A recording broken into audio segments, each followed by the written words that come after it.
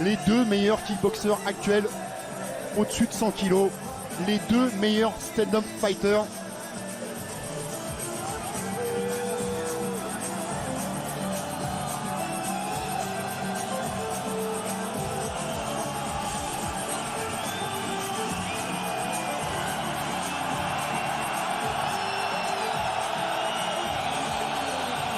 Ah, on a des frissons quand même. Ouais, non mais c'est vraiment pour moi là, à ce moment-là, c'est vraiment le plus important, c'est ce parcours entre le vestiaire et le ring, cette intensité qui monte, la concentration de Bader Hari, on voit, hein, il veut cracher sa rage. Il y a un regard concentré. On attend de voir celui du champion, celui qui va faire son entrée dans quelques instants. Two names indelibly linked to kickboxing history meet again for some unfinished business. The baddest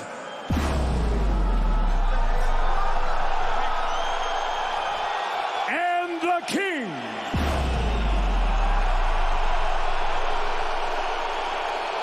Legacies will be defined, history made. 5 rounds for the heavyweight championship of the world. This bout sanctioned by the International Sport Kickboxing Association. At the opening bell, your referee Atsushi Onare. For the 30,000 fans with us live inside a sold-out Gelredome Arnhem. To the millions watching live around the world, it's time for glory! Allez, c'est la dernière fois qu'on entendra cette formule cette année. Let's meet the challenger, fighting out of the black corner. He's a 2-time K1 World Grand Prix finalist and K1 and it's Showtime World Champion. His professional record, impressive. 106 wins, 13 losses, and 92 career knockouts. Standing 6 feet 6 inches tall, 1.98 meters. He weighed in at 244.5 pounds, 110.9 kilos. Fighting out of Morocco. 110 kilos pour Bader Hari. The baddest, Bader Hari.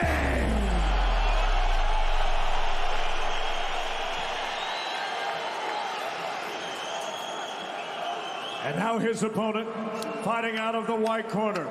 He arrives on a 17. C'est pour nous rappeler encore plus la finale du K1 Grand Prix. Le face-à-face entre les deux hommes. 2 centimètres à l'avantage du Marocain. 8 kilos en plus pour Rico Verhoeven. Bader Hari, si le kickboxing avait décidé comme le MMA ou plus particulièrement l'UFC de faire une ceinture BMF, baddest motherfucker. Qui va essayer d'emballer et qui touche déjà avec une première droite. Les spécialistes étaient d'accord pour dire que les débuts du combat seraient à l'avantage de Bader Hari. Mais où en est Bader Hari?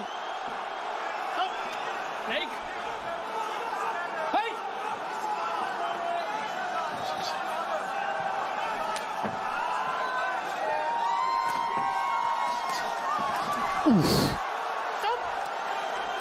La première chose de sûr quand même, c'est qu'il n'est pas intimidé, Rico. Non, il a tout envie de faire douter Bader Hari, lui placer des attaques en ligne basse, c'est bloqué cette fois. Et la droite de Bader Hari.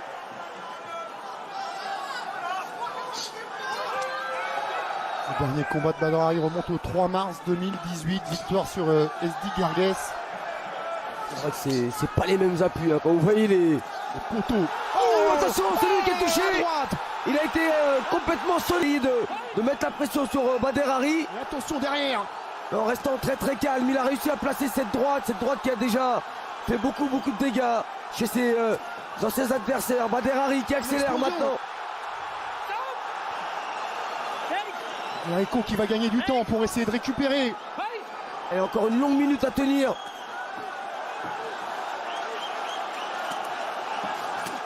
Oh, encore la droite. Là, c'est Luki qui s'expose au contre avec la droite de Badr Hari, Rico Verhoeven, et qui refuse l'échange en points. Il n'a pas encore complètement récupéré le champion. Ça avait mal démarré déjà dans leur première rencontre où Badr Hari avait l'avantage dans les premiers échanges, mais peut-être pas à ce point-là. Attention à ce niveau, avec des combattants comme ça, tout peut s'inverser. Rico peut à son tour envoyer au tapis Badr Hari. Chez sous l'œil droit, hein, Rico déjà. Et c'est parti vite hein, dans ce combat. Allez, le high kick pour Badr Hari.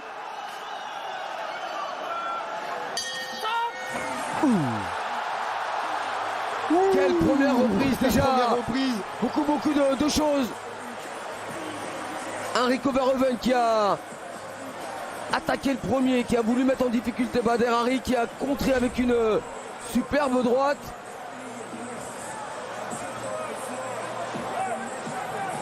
Voilà, elle arrive juste au niveau du menton, cette très courte droite de Badr Hari, même presque à la gorge. Et heureusement que ça a manqué de précision, parce que si c'était vissé à la pointe du menton, ça aurait été un chaos net. Et déjà, Badr Hari réussit ce que beaucoup ne parviennent même pas à imaginer, envoyer Rico Verhoeven au tapis.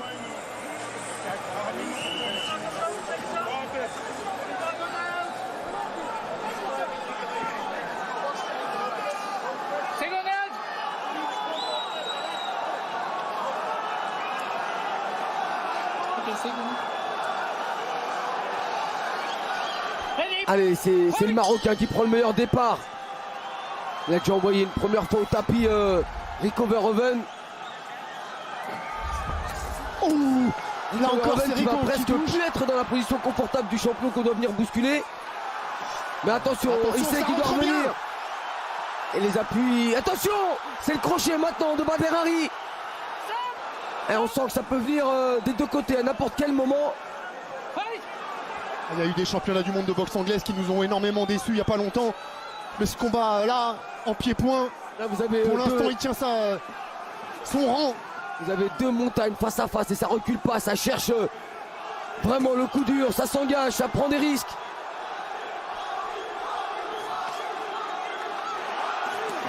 Et on place un petit coup de pied au niveau des appuis pour se rapprocher. Mais ce que veulent vraiment l'un ou l'autre, c'est faire parler le power punch.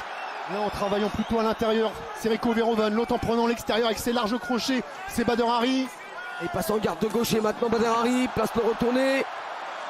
Il avait pu lui placer comme il l'avait placé à Stéphane Leko. Mais enfin c'est pas le même gabarit. Leko qui était un des plus petits poids lourds à l'époque. Et Rico Verhoeven qui est l'un des plus puissants actuellement. Il a les points ce soir Badr Hari pour faire mal à Rico Verhoeven. Il a peut-être un petit peu moins les jambes. Attention à ce coup qui arrive juste derrière le coude. Rico est en train de démolir la jambe gauche de Badr.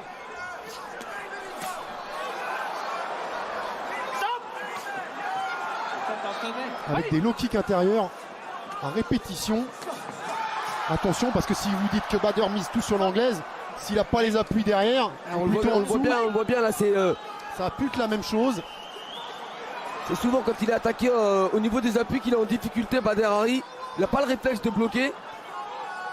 Ça aussi ça peut être préjudiciable par rapport à son manque de ring, manque de combat. Il n'a pas automatiquement cet automatisme de bloquer les coups, de remiser.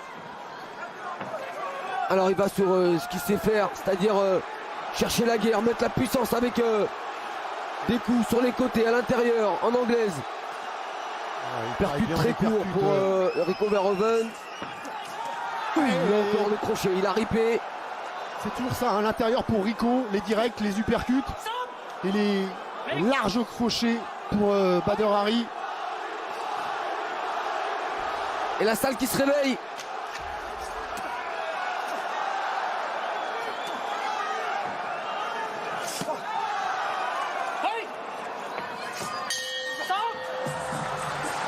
Ça n'a pas baissé de niveau, en tout cas le rythme est toujours le même. avec un travail très propre des deux côtés. Plus orienté sur les points pour Bader Hari. La question maintenant qu'on se pose, Kamel, c'est est-ce qu'on a passé le money time pour Bader Hari? Est-ce que les meilleurs rounds pour lui sont pas les deux qui viennent de passer? Là c'est parti très vite. Et là, on voit cette attaque de début de seconde reprise. On a vu quand même un Rico reconstruire dans cette deuxième reprise. Ouais, reconstruire sauf sur ce crochet gauche qui a été aussi bien amené par le Marocain. Bien sûr, dans certaines réactions, Bader Hari nous a fait trembler, mais dans la linéarité de round, ça a été plus disputé dans la deuxième reprise avec chacun leur moment, alors que dans le premier round on a eu un Bader Hari qui a dominé grâce à ce voyage au tapis. Aujourd'hui qu'hier. Apparemment, visiblement c'est la jambe gauche au niveau de la cheville. Il y a de quoi rager, bien sûr, il y a de quoi rager pour Bader Hari. Regardez la classe quand même de Rico Verhoeven. Ah ouais, mais là il peut plus reconnaître, il a eu face à lui un très très bon Bader Hari qui a réussi à le mettre en difficulté avec le très bon travail en anglaise, la seconde reprise avec ce high kick. C'est peut-être ce high kick qui a causé cette blessure. Peut-être en reculant. Même en tapant au niveau du crâne. Oh, c'est vraiment. On est déçu, bien sûr, on est déçu. On est déçu parce qu'il avait sa victoire, il tenait le champion au bout de son poing et de son pied, Bader Hari, mais c'est aussi ça la boxe. Rico Verhoeven qui pendant la conférence de presse avait provoqué, c'est 2 fois ça la boxe pour Bader Hari. Avait dit à Bader Hari, j'espère qu'il va pas encore se blesser. Mais c'était avant le combat, ça faisait partie de la promotion, ça faisait partie de ce qu'il faut faire pour vendre un combat. Ouais, vous avez raison. C'est peut-être ce pied qui vient heurter l'arrière du crâne. Partie quand même assez difficile, dur.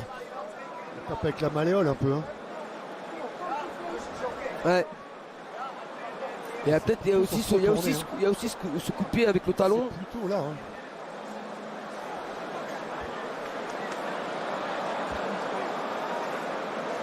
Il le sent tout de suite.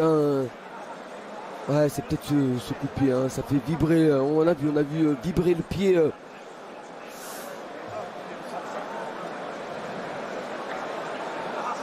C'était le pire des scénarios possibles. Après la première rencontre qui avait fini de la même façon, on voulait un gagnant clair et net.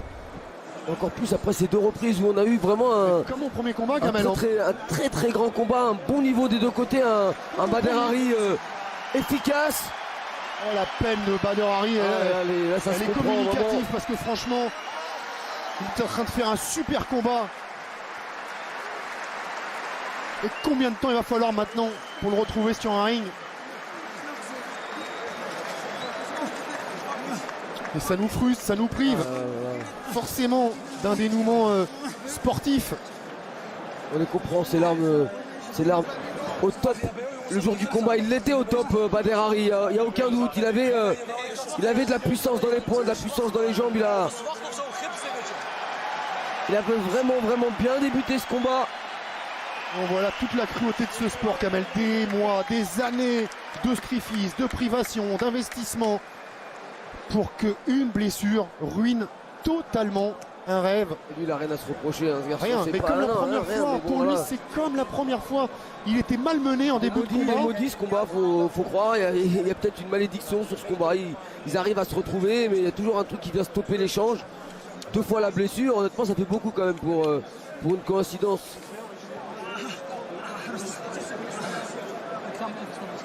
On va rester 2 fois dans cette même reprise. Non, c'était pas dans le deuxième round la première fois.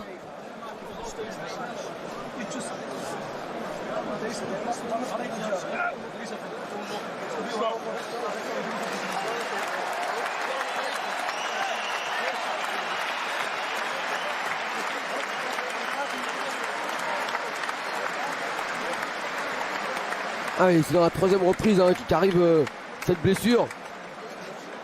Mais c'est vrai qu'on est perturbé parce que là, honnêtement, on ne s'attendait pas à ça. On s'attendait vraiment à ce que le combat monte en puissance et au moment où ça commence à bien prendre. On pouvait digérer n'importe quelle issue, sauf celle-ci.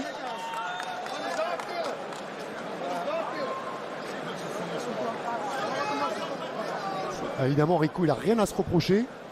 Par contre, il a senti le vent du boulet quand même. Hein. 2 knockdowns en 3 rounds. Ça lui était pas arrivé depuis très longtemps, voire depuis jamais. C'est pas non plus le scénario qu'il espérait, hein. Vraiment loin de là. Ah mais lui, évidemment, c'est comme à la fin de la première rencontre, il avait besoin d'une victoire limpide.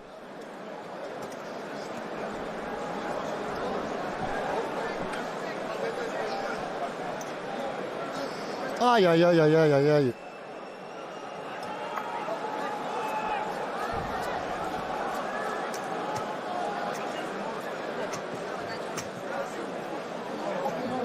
Après, Kamel, Non, on lui dit quoi, Rico Verhoeven? Bon, ouf quand même, parce que ouais. quand même. Bah, au point, il était en retard. Hein. Il était largement en retard au point. Il était même en difficulté. Il reculait beaucoup. On était dans la 3e reprise. Il restait. Il en restait 2. Ça lui faisait un sacré retard parce que s'il y avait eu 18 dans cette 3e reprise, on se retrouvait avec 4 points. Il en avait rattrapé 1 au 2e round à 19. Donc 3 points. Mais il n'avait pas 3 rounds derrière pour les rattraper, ces 3 points. Il en avait 2. Ça veut dire qu'il lui fallait forcément envoyer Badr Hari au tapis ou l'emporter par KO. Et à l'inverse, dans l'autre sens, Badr Hari qui venait d'enregistrer 2 knockdowns, Kamel. Lui, il avait plus que 2 knockdowns à enregistrer en tout pour mettre un terme automatique au combat. Et 2 knockdowns en 2 rounds et demi, puisqu'on était à la mi-combat. 2 knockdowns, c'était faisable pour lui. Voilà, moi je retiendrai cette image et celle de Rico qui est tout de suite venu soutenir Badr Hari et Badr qui lui caresse la tête. Ça, c'est vraiment les très très très belles images après des paroles apaisantes, apaisées hier à la pesée.